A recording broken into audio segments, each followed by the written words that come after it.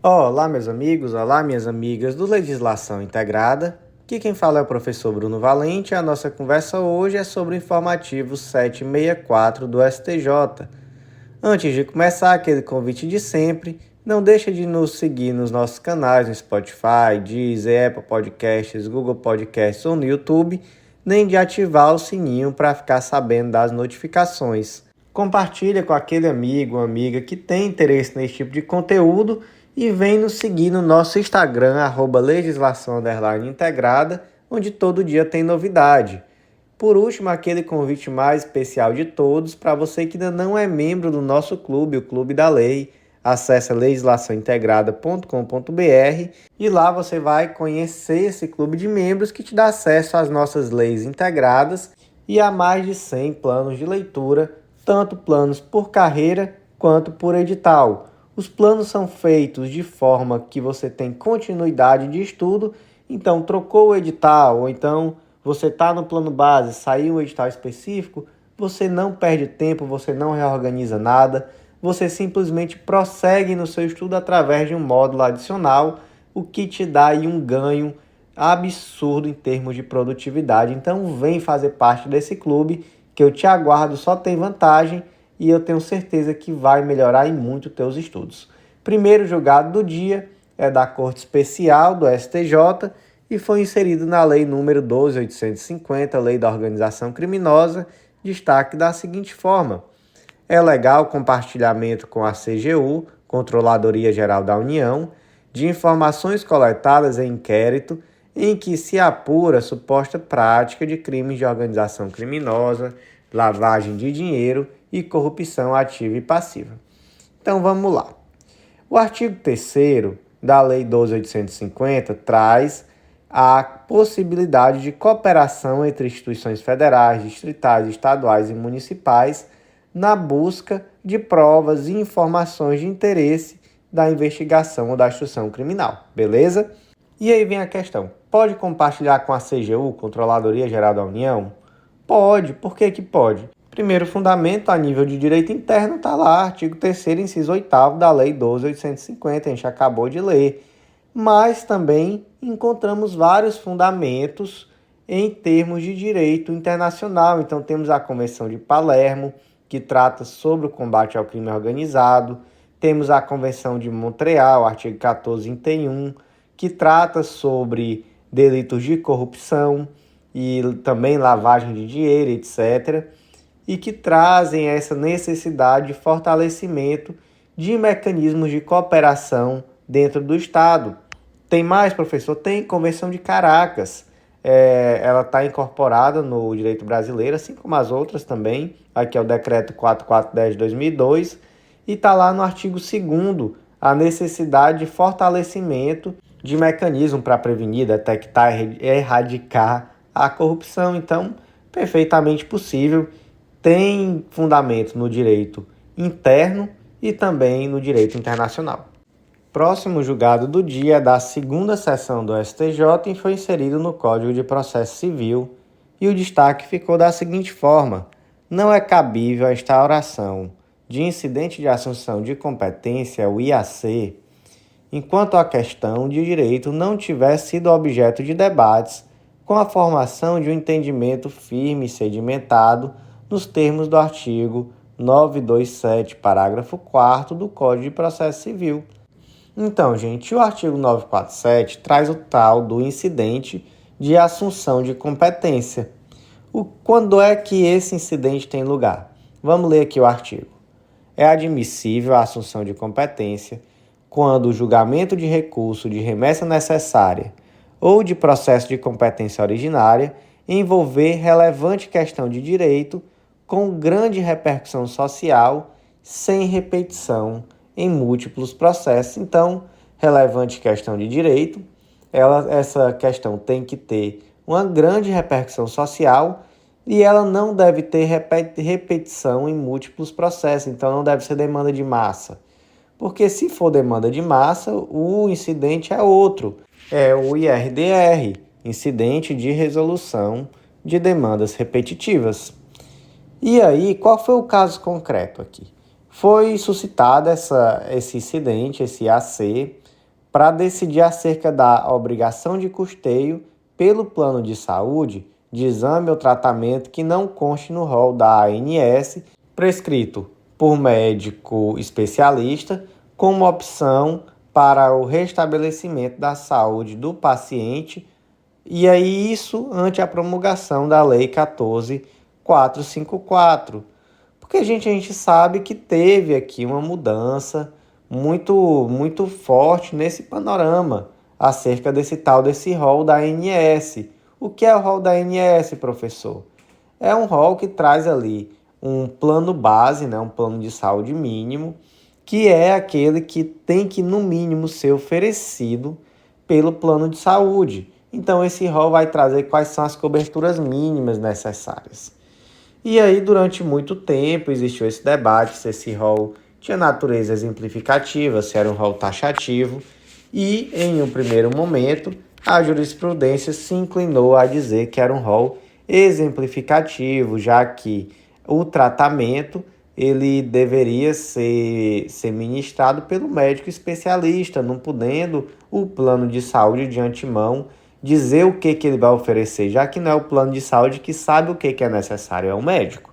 Então era um entendimento bem protetivo ao consumidor, um entendimento bacana, mas posteriormente, lá em junho de 2022, sai inclusive no informativo 740, a segunda sessão do STJ fechou maioria no sentido de que esse rol seria taxativo. Então houve ali uma mudança jurisprudencial e algumas pessoas até falaram no termo taxatividade mitigada. Por que mitigada? Porque o próprio julgado já trouxe algumas situações em que seria possível sim exigir uma cobertura que não estivesse no rol. Então trouxe ali de uma forma mais clara como é que seria isso. Então, taxatividade mitigada ou um rol realmente taxativo. E aí houve uma reação legislativa em relação a isso, porque foi um julgado, eu não sei se vocês se lembram, mas foi um julgado que trouxe uma repercussão social muito forte, inclusive na mídia, inclusive de artistas, enfim. Isso levou a uma reação jurisprudencial, onde se editou a Lei 14.454 de 2022, e esse rol voltou a ter uma natureza exemplificativa. E aqui até se utiliza também o termo exemplificativa mitigada. Olha só, a gente saiu do rol exemplificativo para um rol taxativo que tem quem chame de taxatividade mitigada, e agora é um rol de exemplificatividade mitigada. Que loucura isso, né? Que loucura esses termos. Mas por que é mitigado? Por que não é um rol exemplificativo de forma simplesmente? Porque a lei agora passou a prever de uma forma mais clara quais são os critérios para a adoção de um procedimento que não esteja no rol. Então está lá no artigo 10, parágrafo 13 da Lei dos Planos de Saúde, beleza? Recente, né, professor? Isso aí recente, 2022. Essa lei foi de... Vamos ver aqui qual foi a data, mas não estou encontrando, mas se eu não me engano foi ali novembro, dezembro, enfim, recentíssimo. Setembro, acabei de olhar aqui, foi de setembro. E aí, se propôs aqui um incidente de assunção de competência, se deu início a esse incidente, com o objetivo de quê? De uniformizar qual seria esse entendimento agora, após a edição dessa lei. E aí, houve uma questão de ordem nesse recurso especial no qual foi requerido esse incidente, e o STJ, dentro dessa questão de ordem, entendeu que realmente não era momento ainda. Disse, olha, calma, ainda não teve debate sobre esse assunto de uma forma madura. Vamos primeiro deixar os juízes decidirem, depois deixa os tribunais decidirem, vamos amadurecer, vamos ver o que se sedimenta. E aí, em um posterior momento, podemos sim tentar uniformizar isso aqui, seja através de um incidente de assunção de competência, seja através de um IRDR, né, o incidente de resolução de demanda repetitiva, do que quer que seja o caso nesse momento. mas primeiro vamos amadurecer, vamos sedimentar aqui o entendimento, porque não tem como a gente, nesse momento ainda, fazer aqui uma tese vinculativa. Próximo julgado do dia da terceira sessão do STJ foi inserido no arquivo de súmulas do STJ, especificamente na súmula 235. A súmula diz o seguinte: a conexão não determina a reunião dos processos se um deles já foi julgado. E aí, qual foi o destaque do julgado? Havendo sentença prolatada para o delito conexo, a competência para julgamento do delito remanescente deve ser aferida isoladamente. Em resumo, gente, qual é o debate aqui? O debate é a súmula 235 do STJ, que foi feita no âmbito do processo civil, né? Os motivos, os julgados por trás dessa súmula são de processo civil. Essa súmula tem aplicação também no processo penal? Resposta, sim. Então, é possível aplicar a súmula 235 do STJ também no âmbito penal. Então, vamos lá. O que é a conexão? A conexão, o que ela faz? Ela modifica a competência. Você tem dois crimes que têm relação entre si e, por conta disso, você vai processar esses dois crimes perante o mesmo juízo. Se um dos crimes já está sentenciado, faz sentido ainda falar em conexão? Não, não faz mais sentido. Então, se um dos crimes já está sentenciado, o outro delito não vai ser julgado na mesma vara. Então, não vai mais existir a conexão. Beleza? É isso que o julgado falou. Próximo julgado do dia, inserido na Lei Maria da Penha, Lei número 11.343 de 2006, destaque da seguinte forma: o juízo do domicílio da vítima em situação de violência doméstica é competente para processar e julgar o pedido de medida protetiva de urgência, independentemente de as supostas condutas criminosas que motivaram o pedido terem ocorrido enquanto o autor e a vítima encontravam-se em viagem fora do domicílio desta. Palavra-chave aqui, princípio do juízo imediato. Qual é a fundamentação desse princípio do juízo imediato? Você vai encontrar a fundamentação na Lei Maria da Penha, no Estatuto da Criança e do Adolescente e no Estatuto do Idoso. E esse princípio diz exatamente que as medidas de urgência, medidas protetivas de urgência de caráter penal, devem ser aplicadas naquele juízo que esteja mais próximo da pessoa em situação de vulnerabilidade. Então aqui temos 3 exemplos, né? Uma mulher, uma criança e um idoso. Então, a mulher vive na cidade de Fortaleza, mas ela estava viajando para São Paulo com o marido e sofreu uma agressão. Onde é que aconteceu o fato? Em São Paulo. Ela pode, quando voltar para Fortaleza, requerer uma medida protetiva de urgência? Pode. Ela poderia já ter requerido em São Paulo? Poderia. Nenhum problema. Então, a questão aqui é: existe um deslocamento dessa competência com o objetivo de dar uma tutela melhor à integridade física da vítima, beleza? Pergunta-se: esse deferimento da tutela de urgência em um local diferente do local do fato altera a competência para julgamento da ação penal? Não, não altera a competência para julgamento da ação penal. Julgamento da ação penal é o local do fato. Questão de deferimento de tutela de urgência, de medida protetiva, etc., isso daí é uma coisa, processamento da ação penal é outra. No processamento da ação penal é fundamental que seja o local do fato, porque é aquele local onde, por excelência, vai ser mais fácil chegar a uma verdade acerca dos fatos, fazer uma investigação. Então, é muito difícil, por exemplo, você querer que a polícia do estado do Ceará vá investigar o crime que aconteceu no estado de São Paulo. Faz muito mais sentido que esse processo como um todo, que tudo ali aconteça no estado de São Paulo. Mas a medida protetiva não. A medida protetiva vai poder ser deferida no local onde seja mais conveniente para a vítima.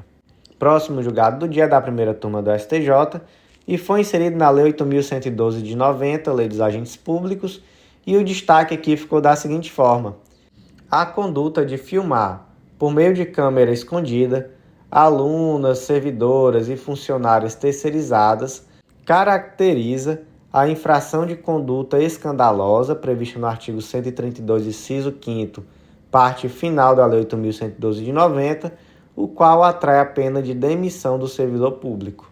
Gente, que loucura, né, isso aqui? Que loucura, eu fui atrás aqui dos detalhes desse caso. Porque tem coisa que acontece assim que é inacreditável, né? Mas vamos lá. Caso concreto que é adaptado, tá, gente? O caso concreto que eu trago é sempre adaptado. Eu nunca trago nome real, nem nada do tipo.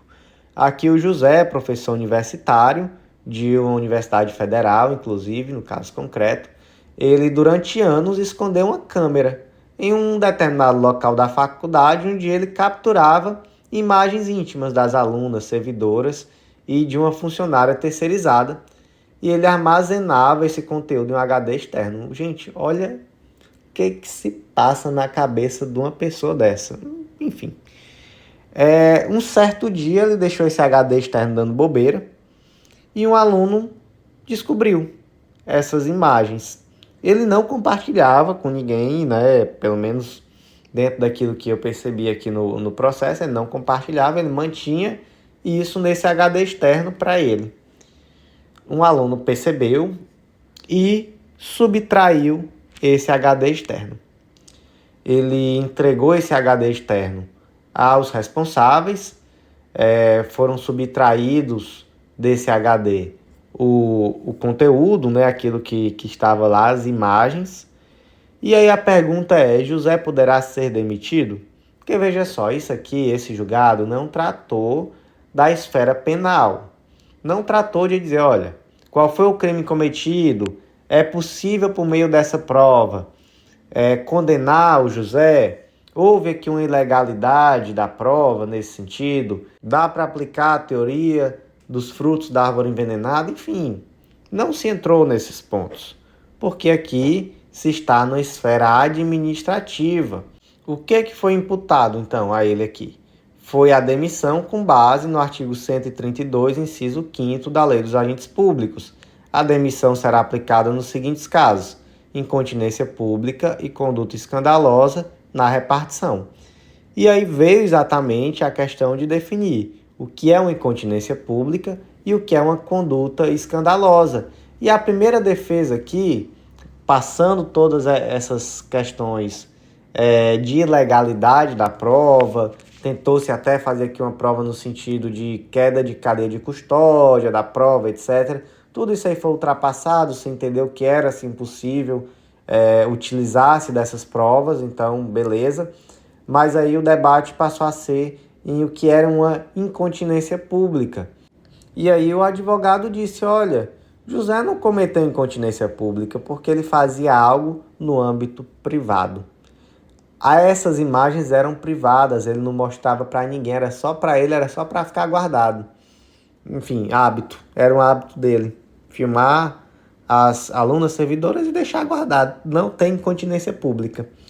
E aí, naturalmente, né, que bom, o STJ não comprou essa ideia de que isso não seria incontinência pública e disse que não, na verdade, o fato dele esconder uma câmera para filmar alunas servidoras, com certeza é uma incontinência pública, com certeza é uma conduta escandalosa, mesmo que tudo isso tenha acontecido de forma reservada e só em outro momento, posteriormente, depois até de um bom tempo, isso tenha chegado ao conhecimento da administração. Então, perfeitamente aplicável aqui a pena de demissão do servidor público. E, gente, que loucura, né? Enfim, que loucura. O que se passa na cabeça de uma pessoa que faz isso? Próximo julgado do dia, inserido no Código de Processo Civil, destaque da seguinte forma: nas ações demolitórias de obra ajuizadas em face de construções erguidas em desacordo com as regras urbanísticas ou ambientais, é prescindível, ou seja, é dispensável, a citação dos coproprietários do imóvel para integrarem a relação processual na qualidade de litisconsorte passivo necessário. Em resumo aqui, o que isso quer dizer?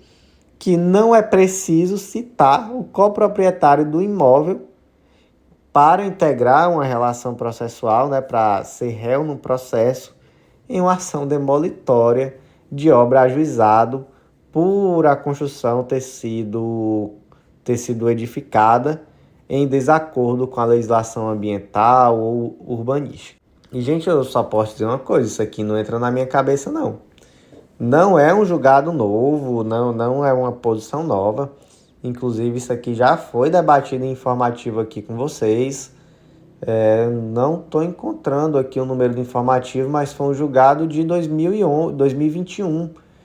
E até existe uma divergência jurisprudencial. Inclusive, o STJ trouxe, ou melhor, o relator trouxe aqui nesse julgado a existência dessa divergência, mas ainda assim o ministro relator aqui e a turma por unanimidade, ressalta-se, a primeira turma por unanimidade, julgou nesse sentido, de que não é necessária a citação do coproprietário na condição de litisconsorte necessário. O argumento é interessante.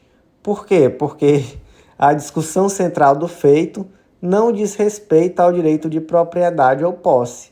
Eventual diminuição do patrimônio do coproprietário do imóvel em razão da demolição da obra seria apenas uma consequência natural do cumprimento da decisão judicial que impôs a obrigação de demolir as construções erguidas ilicitamente, vale dizer, em desacordo com a legislação de regência. Gente, não entendo qual o sentido desse argumento. Na decisão lá de 2021, por exemplo, era um caso ali, pelo que eu me lembro, de um terraço que foi construído em um imóvel e requereram a demolição e um dos coproprietários não foi admitido no processo na condição de litisconsorte, foi somente na condição de assistente simples. E aí o STJ naquela ocasião disse que, olha, o direito de propriedade aqui está intocado, você só teve uma redução do valor da sua propriedade, então você não precisa figurar aqui na condição de litisconsorte passivo. Enfim, se alguém tiver algum bom argumento, eu peço até que vamos debater sobre isso. Me chama aí no Instagram, me chama no WhatsApp, lá no Instagram Legislação Integrada mesmo, podem mandar, que eu acho muito legal esse debate, mas eu realmente não é a primeira vez que eu me deparo com essa decisão, mas sempre eu tento refletir um pouco mais sobre ela e por onde eu olho não faz sentido. E foi uma decisão por unanimidade, então realmente eu acho que tem algo de errado.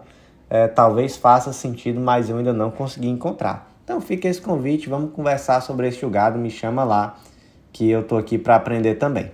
Próximo julgado do dia é da segunda turma do STJ, foi inserido na Lei do Mandado de Segurança, Lei número 12.016 de 2009.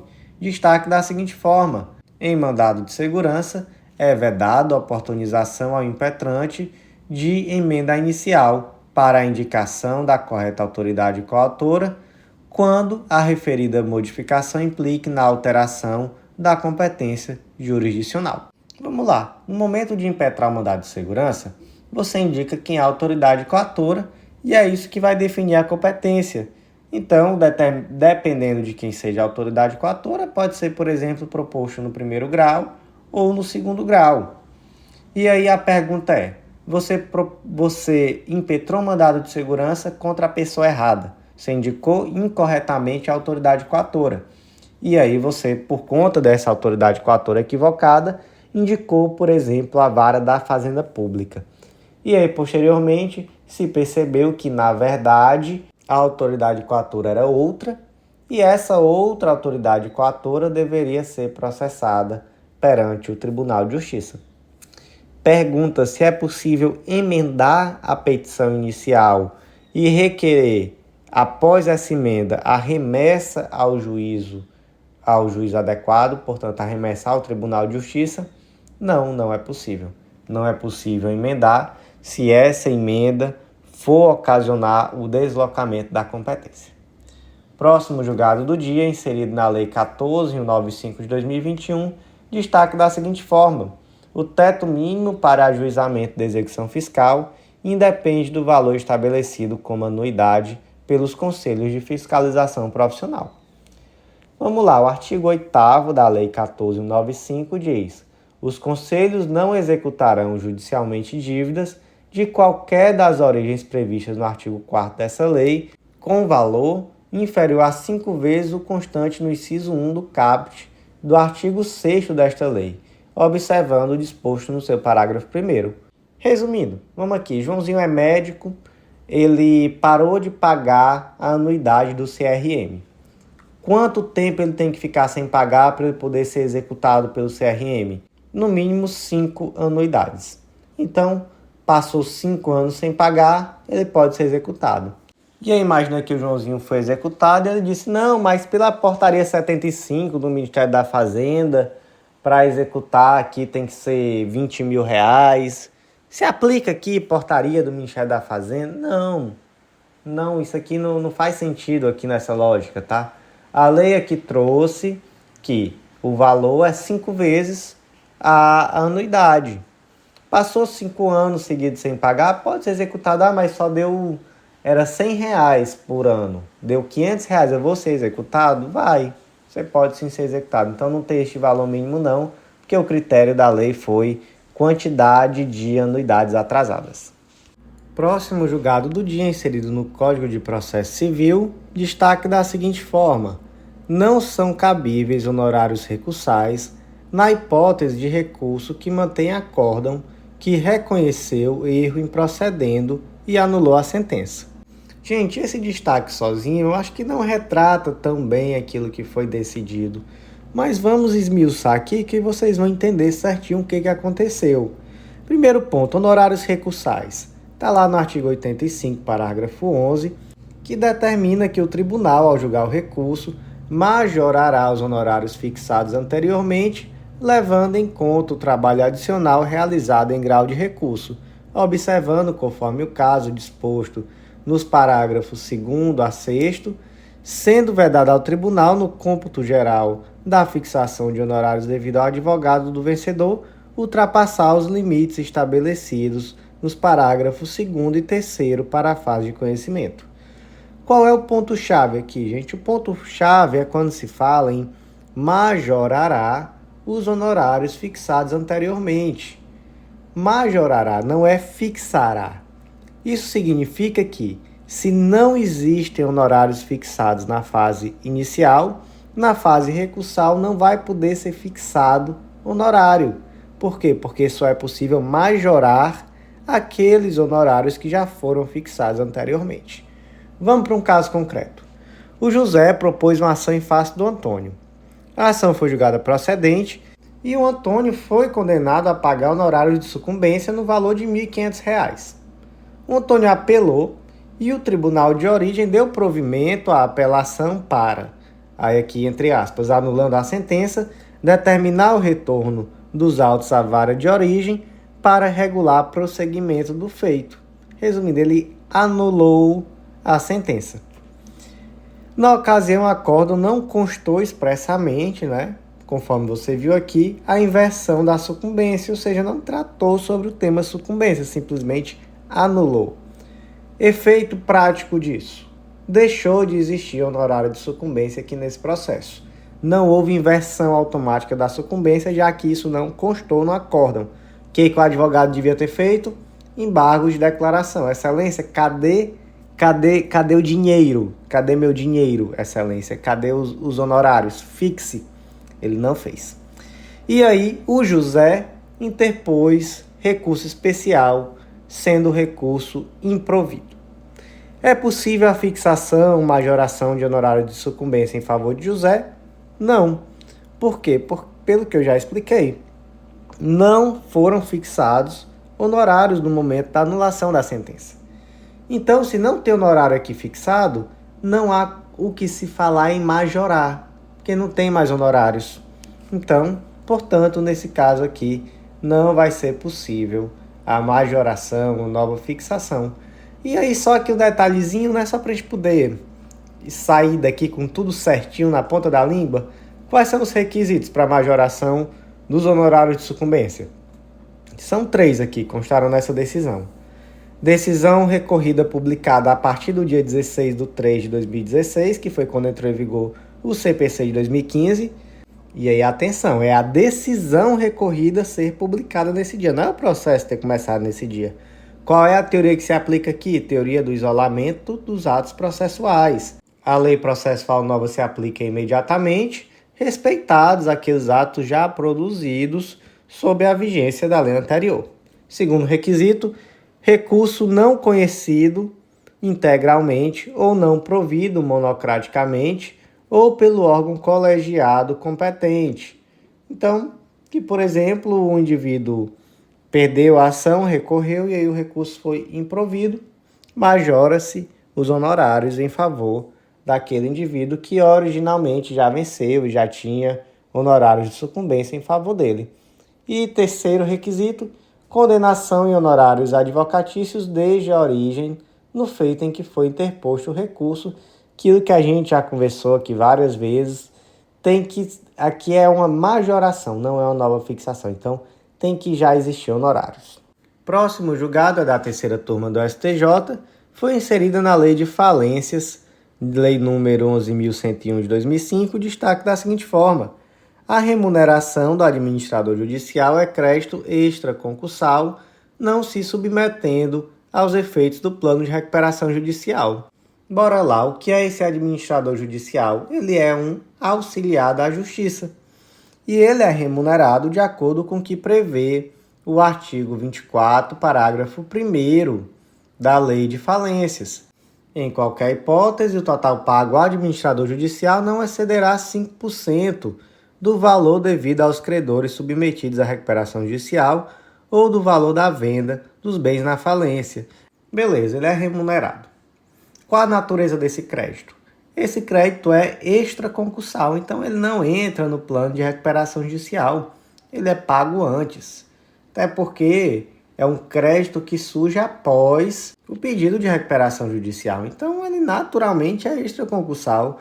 E na falência, gente, também é extraconcursal, tá? E aqui na falência tem previsão expressa, artigo 84, inciso 1, a linha D da Lei 11.101, né, da mesma lei.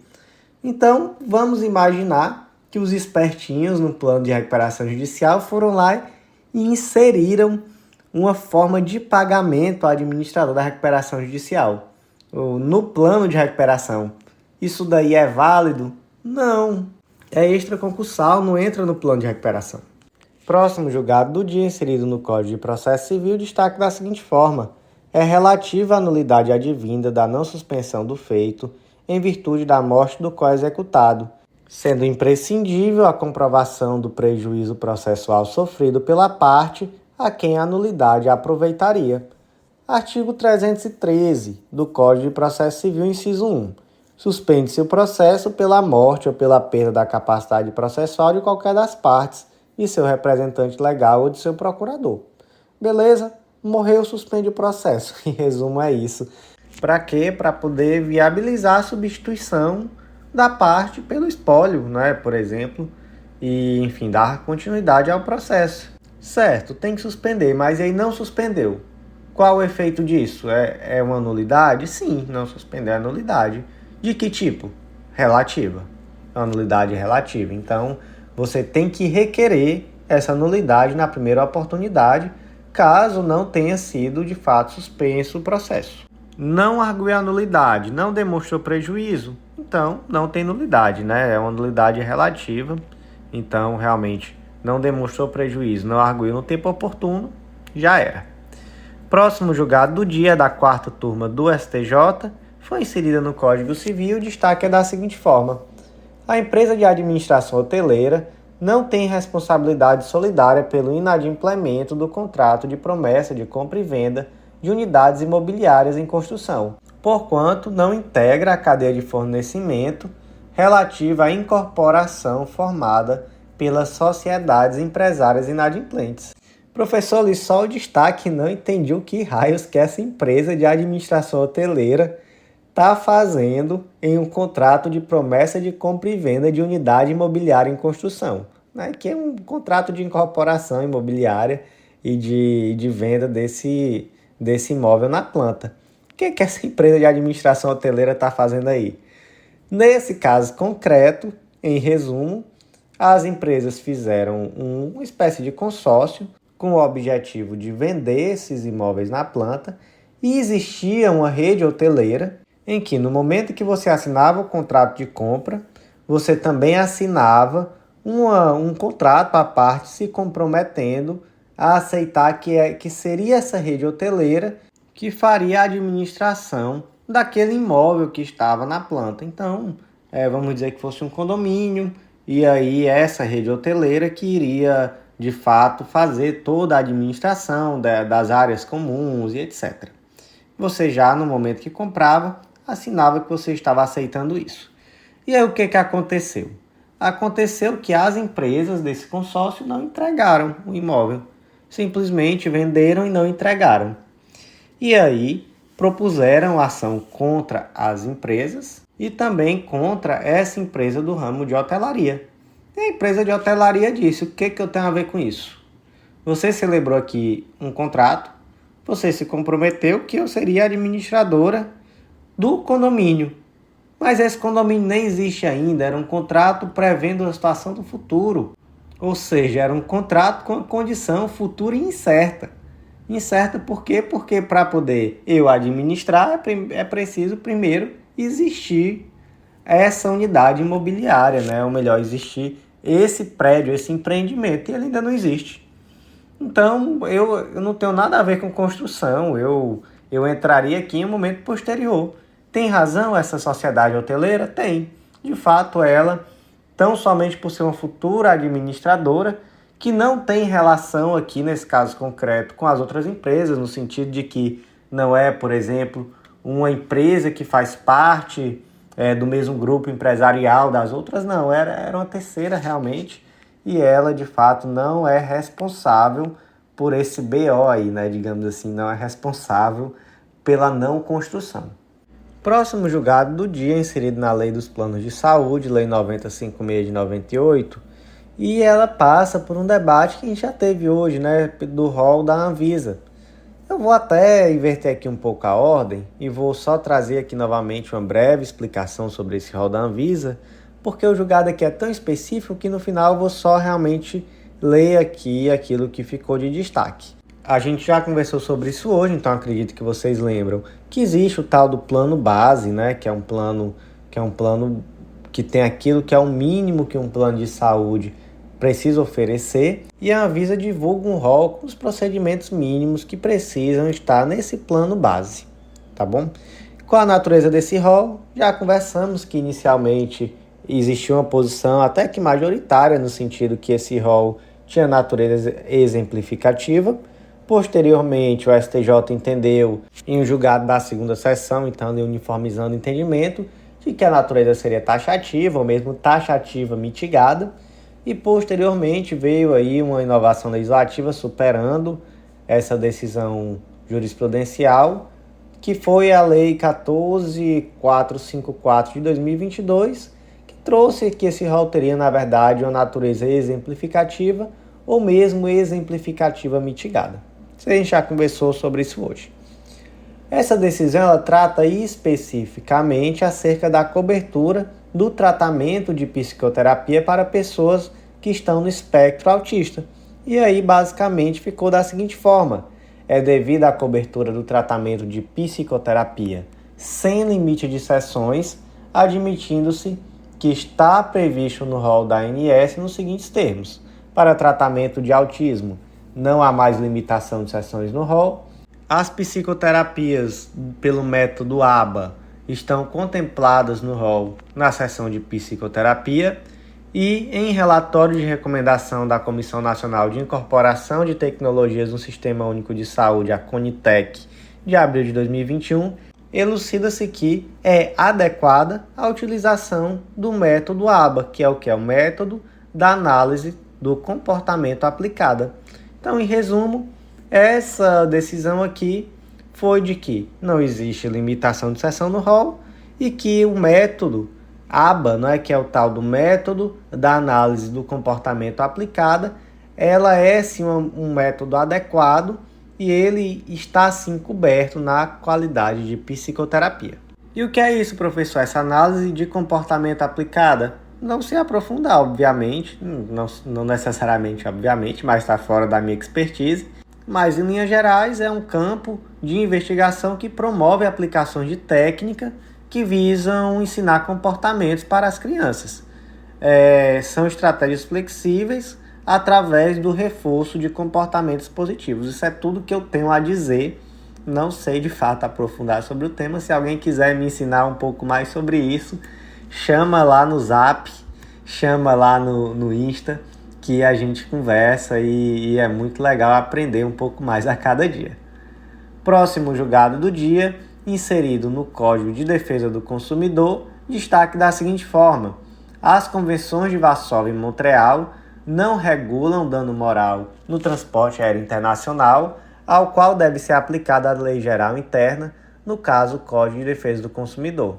Não aguento mais falar sobre essas convenções de Varsóvia e Montreal. Não sei por que isso sai tanto informativo, se isso já está uniformizado há muito tempo.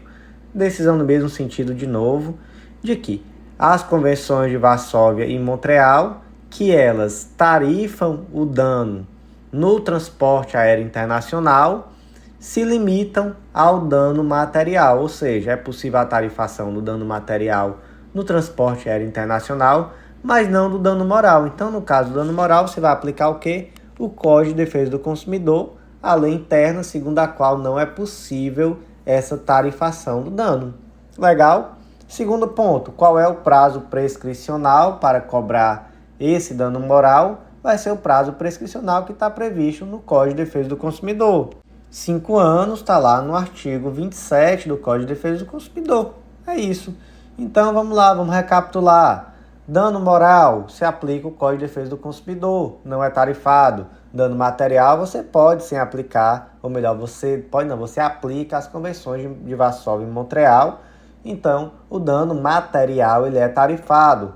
Tem tese de repercussão geral sobre isso, é o tema 1240, saiu no informativo 1080 do STF, inclusive. E aqui, só para a gente poder aprofundar, a responsabilidade civil decorrente do extravio de mercadoria importada, objeto de contrato de transporte celebrado, entre a importadora e a companhia aérea, se disciplina pela Convenção de Montreal. Então, também se aplica aqui essa Convenção de Montreal no caso do extravio de mercadoria importada, não só no transporte de pessoas. Legal? Vamos em frente.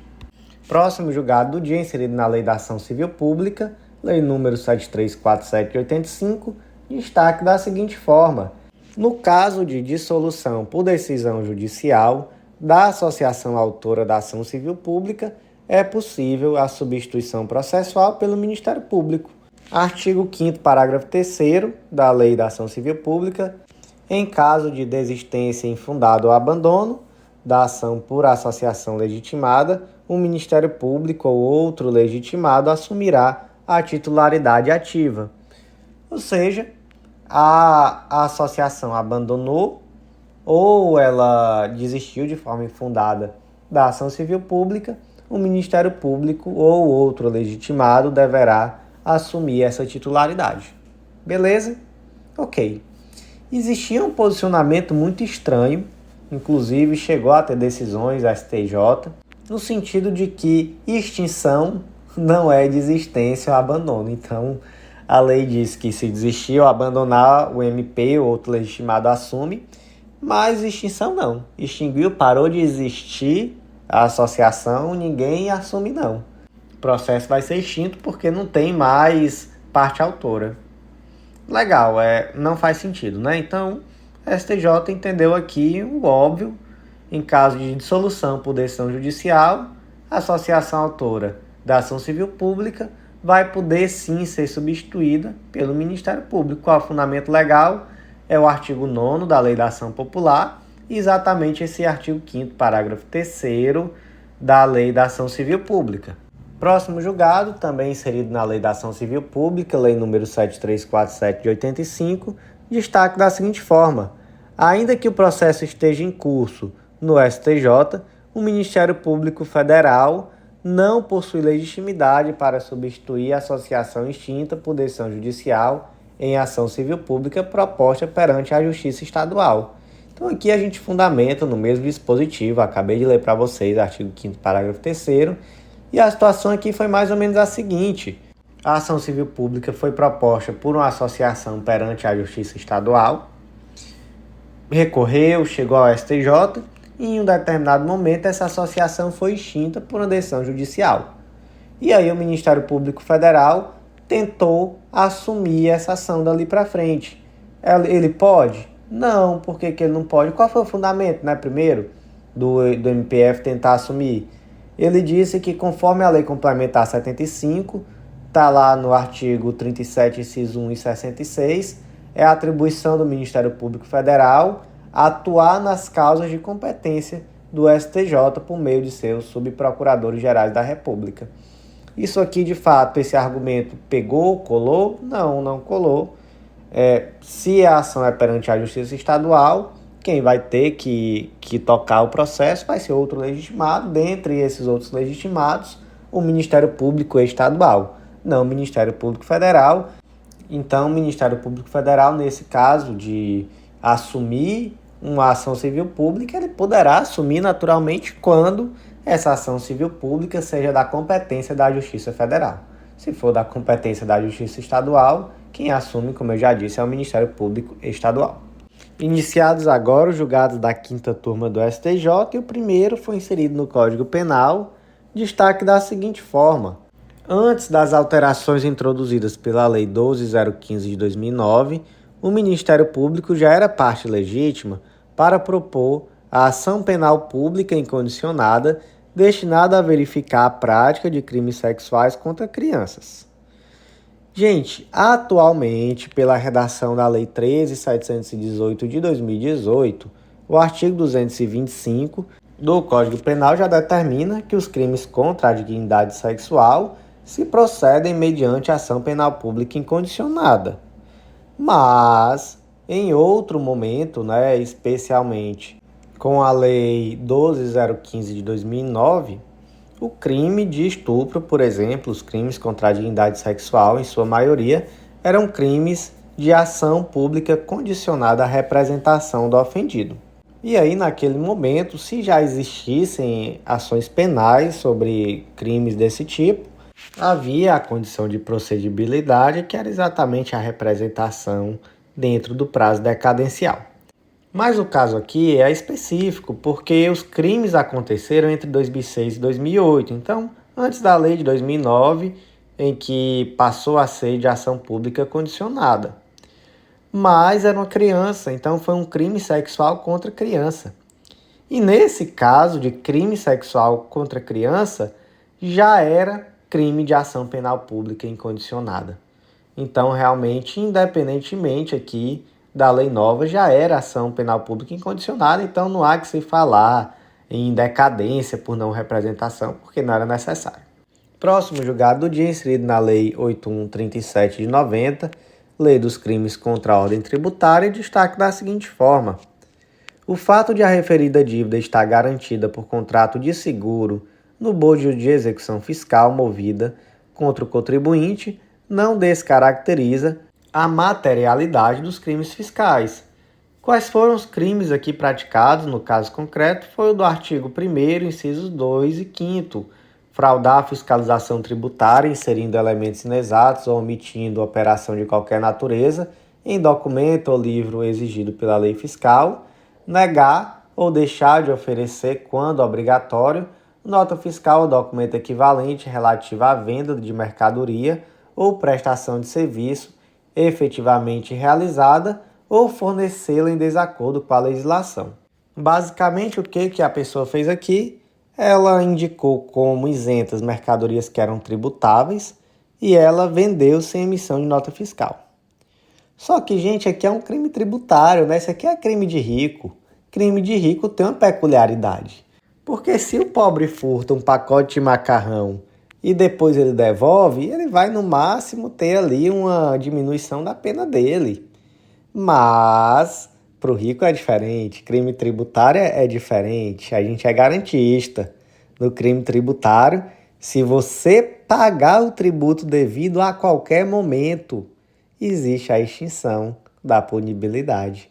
Olha só como o legislador foi garantista em relação aos crimes tributários. É bonito de ver. Professor, e se não pagar, se só fizer parcelar? Fiz aqui o parcelamento da dívida, aí você suspende, né? Vamos dar chance pro rapaz pagar. colocar um empresário no sistema prisional por besteira, por conta de tributozinho, isso é besteira. Não vai acontecer não. Então fique tranquilo que aqui nos delitos praticados por ricos a coisa toca diferente. Só que, como eu falei, pagou, extingue a punibilidade. Tem que pagar até quando? Qualquer tempo, até após o trânsito em julgado. Mas eu não estou com dinheiro para pagar não, eu parcelei. Você suspende o processo. Legal. Só que nesse caso concreto aqui, a empresa nem pagou, nem parcelou. Simplesmente ela trouxe no bojo da execução fiscal um contrato de seguro. Ou seja, ele trouxe uma garantia da dívida através de um contrato de seguro. E aí isso afasta por si só a punibilidade do crime, ou isso suspende o processo. Não, isso aqui não faz nada. Então trouxe, legal, que bom, está garantida a execução, mas você continuou praticando o crime aqui do artigo 1º, inciso 2 e 5º.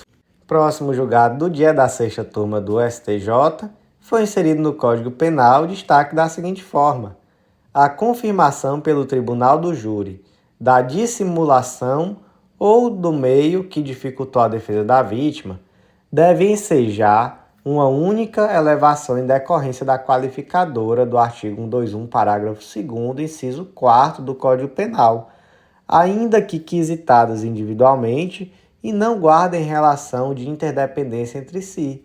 Interessante esse julgado. Esse julgado aqui é a cara da prática e a cara de provas, de prova prática também. Cara de prova de sentença, de prova de defensoria. Isso aqui é legal para uma peça prática de defensoria, viu? Legal mesmo.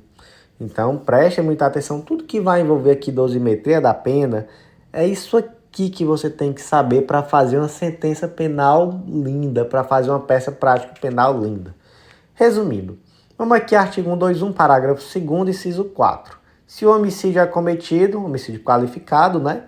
A traição, emboscada ou mediante dissimulação ou outro recurso que dificulte ou torne impossível a defesa do ofendido.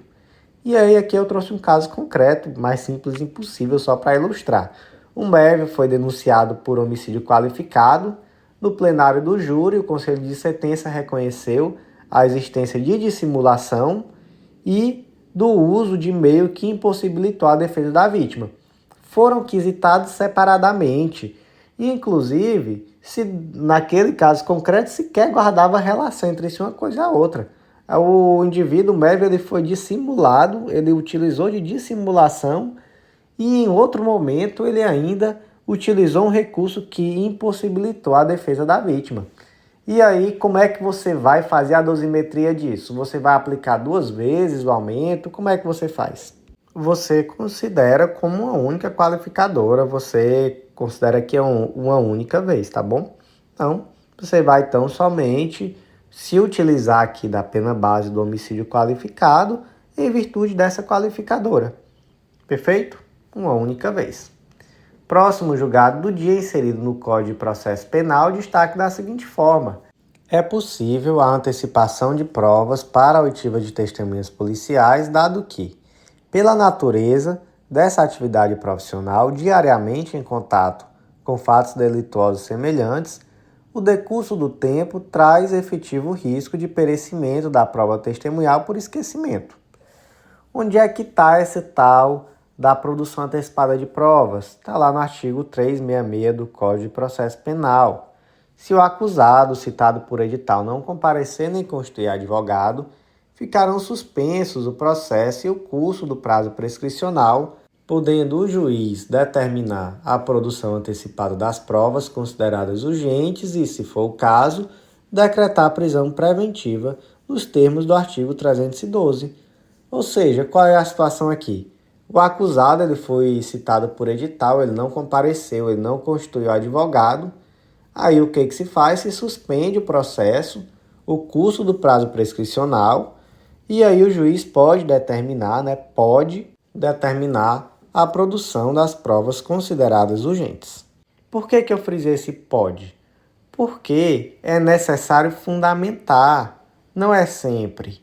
É necessário que exista uma fundamentação concreta. Inclusive tem uma súmula, a súmula 455 do STJ. A decisão que determina a produção antecipada de prova com base no artigo 366 do Código de Processo Penal deve ser concretamente fundamentada, não a justificando unicamente o mero decurso do tempo. Ou seja, o juiz não pode simplesmente dizer, está demorando muito aqui para a gente localizar esse indivíduo, vamos logo produzir aqui as provas.